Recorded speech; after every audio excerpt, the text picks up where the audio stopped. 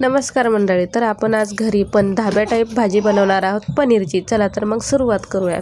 पनीर मस्त फ्रेश धुवून घेतलं. अमूलचं पनीर किंवा मग डेअरीतलं फ्रेश लूजवालं पनीर चांगलं असतं, दुसरे ब्रँड तर चांगले नसतात. त्यासाठी कांदा, टोमॅटो, खोबरं सगळं कट करून घेतलं साहित्य आणि मग पनीर मस्त कट करून घेतलं आणि कांदा, टोमॅटो, खोबरं, लसूण, धने हे सगळं आले हे सगळं तव्यावरती पॅनवरती तेल टाकून मस्त लालसर असं भाजून घेतलं छानसं आणि पनीर पण त्याच पॅनवर टाकलं आणि एकदा पलटी मारली फक्त. त्यामध्ये तेल वगैरे काही ॲड नाही केलं, कारण असं जर परतून घेतलं तर त्यातलं पाण्याचं प्रमाण आहे ते कमी होऊन जातं. आणि मग नंतर मग मसाले जे ग्रेव्हीसाठी आपण जे भाजून काढलेलं आहे कांदा, टोमॅटो, खोबरं, तर ते मिक्सरमधून काढून घ्यायचं आणि पनीरही आपलं चांगलं छोटंसं फ्राय करायचं आणि बाजूला घ्यायचं.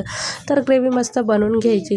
ग्रेव्ही बनवण्यावरती मस्त कढई गरम करायला ठेवायची. कढई गरम करायला ठेवलं की त्यामध्ये प्रथम तेल टाकायचं. त्यामध्ये सुरुवातीला जिरे आणि मोहरी तडतडू द्यायच्या आणि कढीपत्ता टाकायच्या. मस्त तिन्ही गोष्टी तडतडल्या की मग आपण जी ग्रेव्ही बनवली होती मिक्सरमध्ये, ती ग्राइंड केलेली ग्रेव्ही त्यामध्ये ॲड करायची आणि ती ग्रेव्ही मंद गॅसवर कमी गॅसवर मस्त त्याला परतू द्यायचं.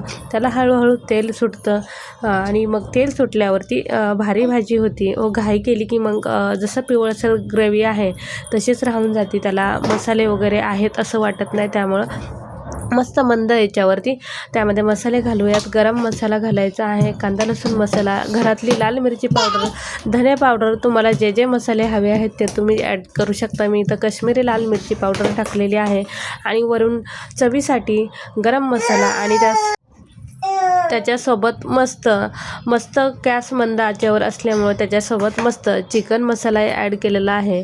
चिकन मसाला ॲड केल्यावरती चव वेगळी येते आणि व्हेज किंवा नॉनव्हेज ह्या दोन्ही गोष्टींमध्ये चिकन मसाला तुम्ही ॲड करू शकता. खूप टेस्टी चव होती. चिकन मसाला हा तिखट नसतो, पण त्याने चव अगदी भन्नाट होऊन जाते.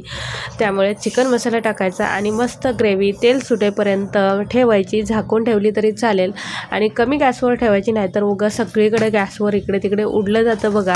आणि नंतर मग त्यामध्ये गरम केलेलं पाणी, गरम मसाले, लिक्विड भाजी, मग त्यामध्ये येणार गरम पाणी केलेलं, वरून काजू पण ॲड करायचे आणि पनीर पण ॲड करायचं. गरम पाणी केलेलं भाजीत नेहमी टाकायचं आणि छानशी उकळी फुटू द्यायची. आणि पाणी किती ॲड करणार आहोत त्याच्या पुढे आपल्याला मिठाचं प्रमाण ठरवायचं आहे. अगोदर मिठाचं प्रमाण जर ठरवलं तर भाजी ही अळणी होऊ शकते किंवा अतिप्रमाणात खारट होऊ शकते. ती मीडियम होऊ शकत नाही, म्हणजे व्यवस्थित त्याचं प्रमाण होऊ शकत नाही, प्रमाण चुकू शकतो. त्यामुळे आपण ही भाजी कधीतरी बनवतो म्हटल्यावर परफेक्ट अशी चव असली पाहिजे.